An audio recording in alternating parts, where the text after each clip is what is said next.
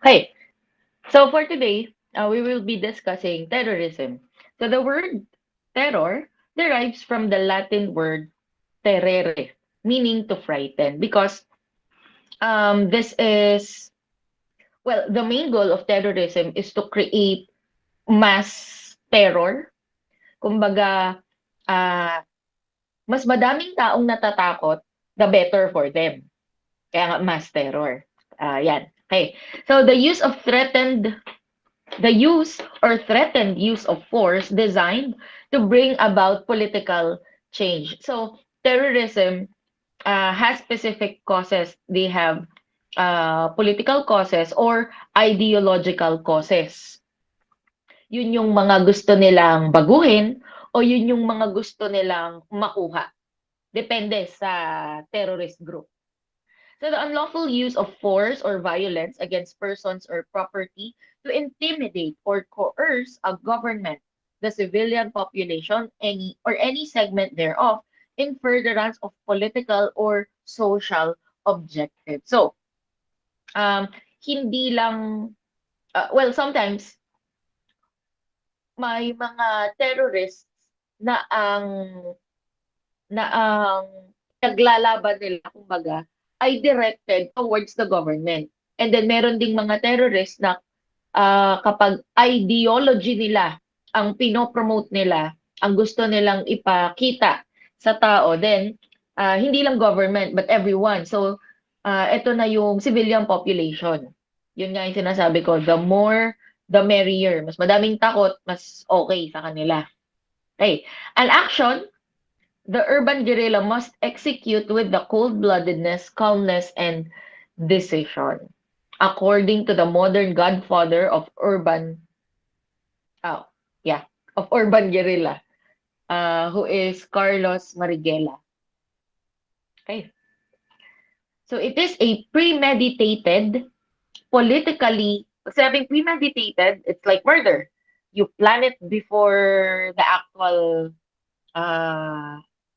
the actual, ano to? Ano pangyayari, actual event.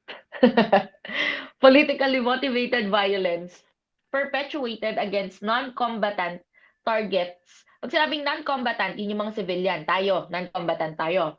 Targets clandestine state agents usually intended to influence an audience. Okay. Paul Pilar, an erstwhile deputy chief of the CIA Counterterrorist Center, opined that terrorism has four basic components or elements providing guides to defining it. Namely, one, it is premeditated. Yun na nga.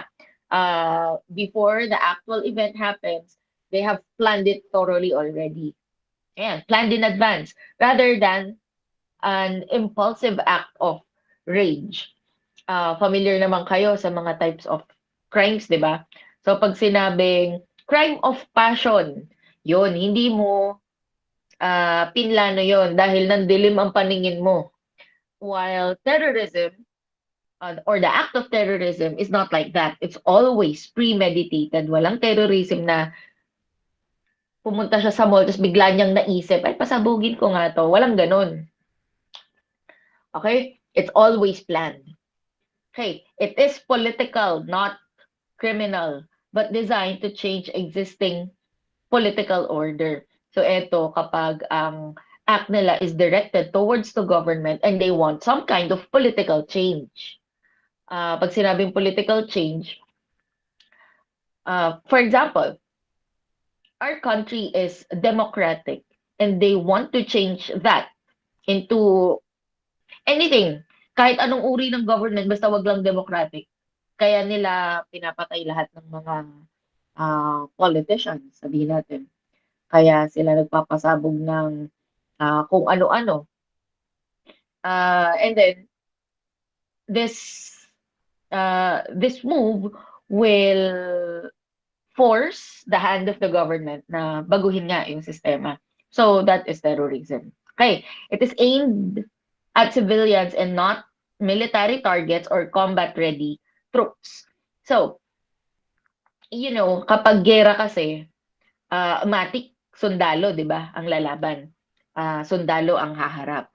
But in terrorism, they involve civilians, tayo and other people who are not part of the military. Ayun. And then subnational groups execute it, not the army of a given country. So dito sa Pilipinas, meron tayong Philippine Army. So hindi ang Philippine Army ang gumagawa nito, but they are subnational groups. Ito yung mga factions, rather mga hindi naman part ng military, but somehow they have military knowledge. Yun. Okay. The unlawful or threatened use of force or violence by a person or an organized group against people or property with the intention of intimidating or coercing societies or governments. Yun na nga, yung may mababago sa gobyerno or sa system of government dahil napilitan na sila dahil nga sa acts of terrorism. Often for ideological or political reasons. Usually when ideological yan, it's somehow related to religion. Okay. And then political, ay na nga, sa government. It is a threat or actual use of force or violence for political or other purpose to foster fear that's always present. That fact is always present na gusto nilang pakita na malakas ang grupo nila at dapat silang katakutan. Distrust, insecurity, and unrest among specific or the general population. Violence for effect, not primarily, and sometimes not all for the physical effect on the actual target, but rather for its dramatic on an audience. Parang, if you can remember, acts of terrorism, sabihin natin yun sa States, yung 9/11, may pinasabog na building, the World Trade Center, and then, hindi naman talaga ang target nila is the building. Hindi rin yung mga tao sa loob ng building. Kumbaga, wala namang mga kinagagalitan doon. Wala naman silang sama ng loob sa mga tao doon sa building na yun. But, kaya siya pinasabog because of its dramatic effect. Dahil sa impact. Kasi ang daming business na ginaganap doon. Now, and that building is a symbol of, sabihin na natin, power. It's a symbol of wealth. It's a symbol of influence. And when you bring down a building like that, 'di ba? Kumbaga, parang mapapahala. Hala, ba't ganon? 'Di ba? So, yun. For the dramatic effect, yun ang purpose. Okay, the calculated use of violence or the threat of violence to attain goals, often political or ideological in nature. Then violent criminal behavior designed to generate fear in the community or a substantial segment of it for political purpose. International terrorism. We have local terrorism committed by local groups such as NPA, New People's Army. Yan, dito lang sa Pampanga, di ba? Anyway, ito muna. International terrorism. Politically oriented extreme violence that is perpetrated by residents or representatives of one or more countries against the interests of another country. So, maaaring hindi lang isang country ang involved. Maaari na madami at magkakakuntsaba sila. Hindi ko sinasabi na yung governments ng mga country na yun, pero yun nga yung mga national groups nila involved sa mga ganito. Or by members of a violent foreign politically directed organization not affiliated with the country being attacked for the purpose of forcing a change in government or in how society functions. So these are some of the international terrorists. We have Al-Qaeda. In Arabic, this means the base. It was founded by Osama bin Laden in 1980. Maybe you might have heard of Osama bin Laden. Siya nga yung nagpasabog nung sinasabi natin kanina, the World Trade Center, yung 9/11. Okay. So Osama bin Laden organized Al-Qaeda. He was born in 1955 or 1957 in the city of Riyadh, responsible for truly heinous terrorist incidents, including the 2001 destruction of the World Trade Center, yun nga yung 9/11, died and killed in Pakistan on May 2, 2011 in Operation Neptune Spear. Ito yung mga Navy SEALs ang pinapasok nila doon sa kampo ni Bin Laden. Tapos may mga chismis pa na hindi naman daw talaga siya namatay. Iba daw. Kasi yung may bangkay na tinapon sa dagat, yun yung kay Bin Laden. Tapos hindi daw siya yun. Marites. Okay. We also have Ayman Muhammad Rabi Al-Zawahiri.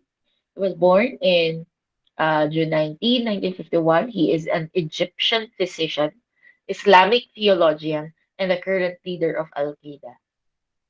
Okay. Then we have another group, Hamas. It is enthusiasm. It is an acronym of Harakat al-Muqawama ulit. Harakat al-Muqawama al-Islamiyah. Islamic Resistance Movement in English. It is the Palestinian Sunni Islamic or Islamist political party that governs the Gaza Strip. Ang Islam kasi they have two types of paano ba 'yun? There are two types of Islam. One is Sunni and then the other one is ano ba 'yun? Somewhere here. Later. Kalimutan ko. Pero yun nga, Sunni yung isa. Ito. Okay. Sheikh Ahmed Yassin and Mahmoud Zahar ang mga involved dito. And George W. Bush stated that Hamas is an extremist group. It is one of the deadliest terrorist organizations in the world today. So when we say extremist, from the word extreme, ibig sabihin, todo-todo. Nasa sukdulan siya. Ibig sabihin, kung ano yung mga paniniwala nila, nasa todo-todo siya, nasa sukdulan siya, at ang ibig sabihin nun, hindi na tama yung paniniwala nila. Kapag extreme na.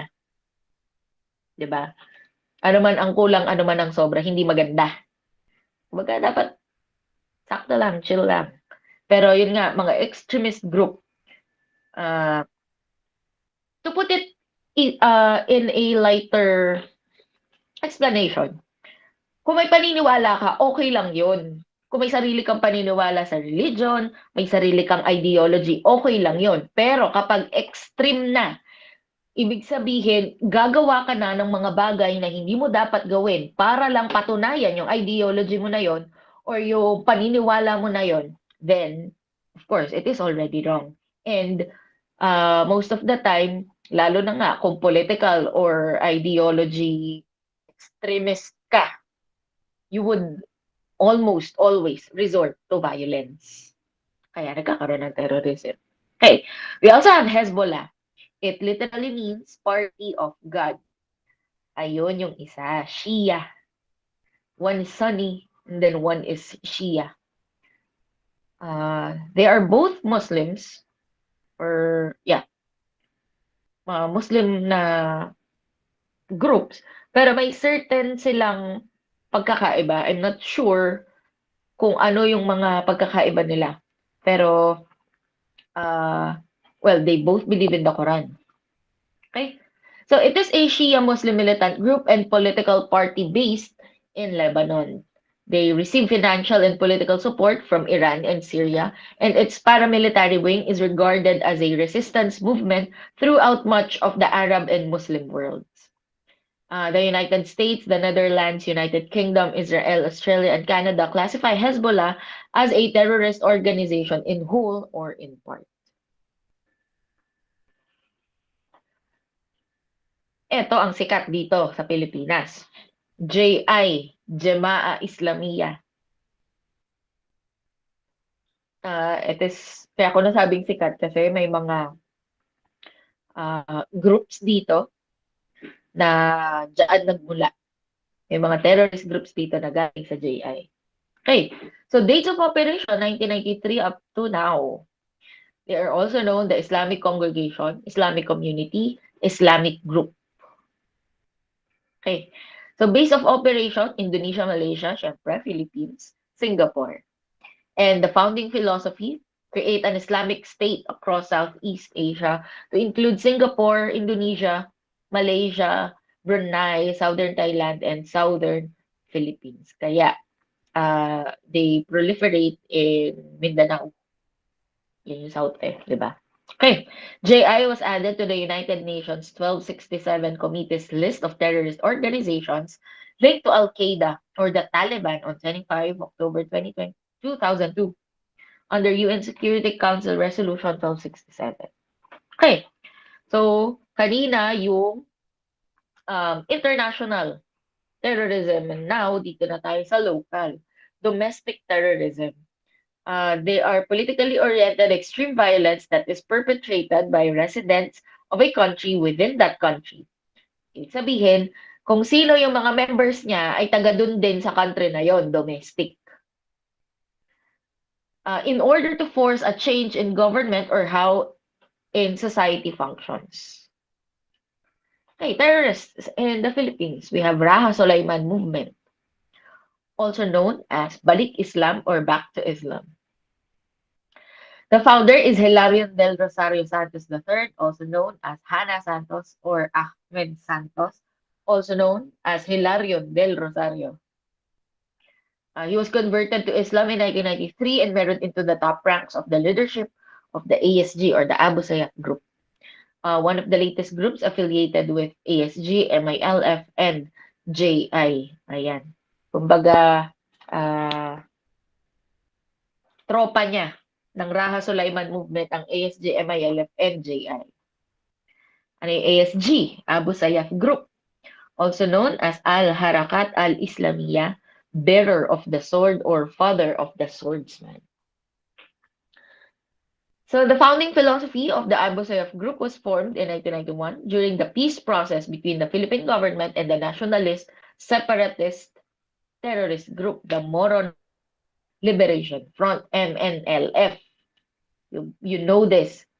Or maybe you might have heard of MILF. Ang MILF galing sa MNLF. Ayun. Anchored by the movement toward a peaceful resolution, certain MNLF members formed Abu Sayyaf.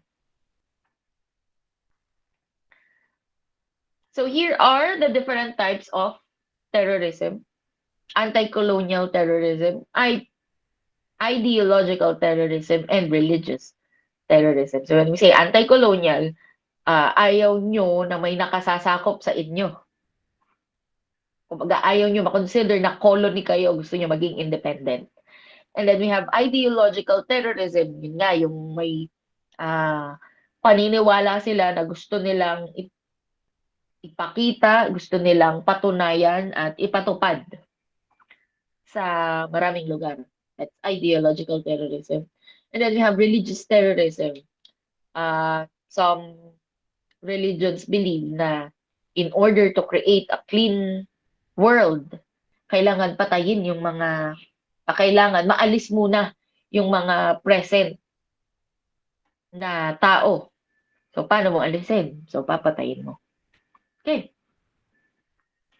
Ethnocentric, the category of terrorist organization which is aimed at establishing a dominant or superior race that will be looked upon by the entire populace in the world.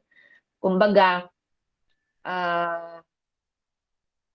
gusto nila yung lahi nila sila lang ang nasa mundo. Kaya nga, ethnocentric, naka-center lang sa kanilang ethnicity.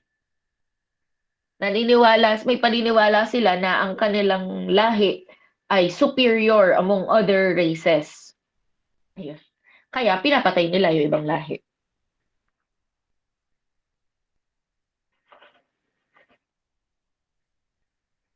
Okay. We also have revolutionary, the category of terrorist group which is dedicated to overthrow an established order and replacing it with a new political or social structure. Yun na ngang magre-revolution, magkakaroon ng pagbabago. Okay? And then, uh, uh, pagbabago sa politics or sa social structure nga ng isang bansa. Then political, the category of terrorist group which aims in restructuring the society. Gusto nilang baguhin yung mismong culture, yung mismong society. Then we have nationalistic, those who commit acts of violence due to their loyalty or devotion to the country, to their country. You might, di lang pala you might, you know this, since na-take up nyo na ang CFLM1, di ba? Nationalism and patriotism. So, they are both love for the country.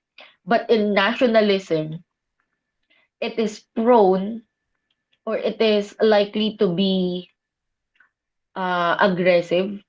At kapag extremist ka nga, magre-resort ka talaga sa violence and even terrorism. Okay, root causes of terrorism, political ideologicalism, and religious fanaticism. Yung mga panatiko, sobrang uh, may paniniwala sila na kung ano yung nakasulat sa Biblia na pinaniniwalaan nila ay kailangan nilang mapatupad. At kapag tinawag kang panatiko, ito yung sobra-sobra yung pagtupad mo doon sa mga nakalagay. Hindi ko sinasabing mali yun. Actually, tama yun, na sumunod ka sa kung ano ang nakasulat sa Bible. But, the problem is that they resort to violence. Kaya siya nagiging part of terrorism. Okay. Jihad is the term which refers to the holy war waged by members of the Islamic religion against the Jews. Ito yung sinasabi na kailangan patayin yung mga tao. Specifically, ito yung sa Islamic religion laban sa mga Jews. They call it jihad. Okay. So, ano ba ang ibig sabihin ng term na ideology? It is a body of ideas affecting the social needs and aspirations of an individual or group, a class, or a culture. Bouvier defines it as a set of doctrines or beliefs that form the basis of a political, economic, and other systems. Yun ang paniniwala ng isang tao o yung isang grupo. Okay, terrorist tactics. We have bombings, assassinations and assaults, kidnapping, hostage-taking, skyjacking, weapons of mass destruction. Okay, What is weapon of mass destruction? Or WMD, the term used to describe a massive weapon with the capacity to indiscriminately kill large number of people. It could be nuclear, biological, and chemical weapons. May chismis nga, di ba, na ang COVID, WMD daw, biological. Kasi madaming namatay. Well, I'm not sure. Pero yon ang chika. Latest chika. Okay, categories of chemical agents, mostly in liquid form. Number 1 is nerve agents, blistering agents, choking agents, and choking agents. Bakit umulit yung nerve? Okay, nerve agents. These are agents that disrupt the mechanism by which nerves communicate with organs they stimulate. Yung nerve, kaya nga siya nerve agent kasi Binibigyan niya ng problem ang nerves. Okay. In other words, the agents gets the nerves to send the wrong signal to the muscles they control and hence disrupt muscle function of the body, such as sarin gas. So, uh, alam niyo naman 'di ba na ang katawan natin nagko-communicate sila sa isa't isa. And uh, kapag nakalanghap ka ng isang nerve agent or nakainom ka ng ano 'to, nerve agent, you will have problems in your body and eventually you will die. Okay, blistering agents. Well, obvious naman, magkaka-blisters ka diyan. Alam niyo yung blisters? Yung kunyari bago sapatos niyo tapos nagtutubig yung balat niyo, yun. Blister, ano ba sa Tagalog yun? I forgot. Anyway, so there are three uh, common types of blistering agents. The most widely known are mustard gas, lewisite, and phosgene oxide. Mustard gas, first used in World War One, will cause blistering on the exposed portions of the body as well as on internal organs. It will generally cause blindness and then death by respiratory failure. Okay? Then we have choking agents. One of the deadliest choking agents is phosgene gas. This agent damages the respiratory system and causes the lungs to fill with water and thus chokes the victim. For example, is chlorine. Then we have biological agents. So, tapos tayo sa nerve agents. Biological agents naman, anthrax, uh, bot botulinum toxin, brucellosis, cholera, plague, typhoid, fever, and rickettsia. Ano-ano yon? Anthrax is a single-cell organism that is produced by a fermentation process such as that by which beer is made. Yan, yung mga kalaseng. Caused by Bacillus anthracis, and the effects of exposure include a severe infection that attacks the skin, lungs, and gastrointestinal tract.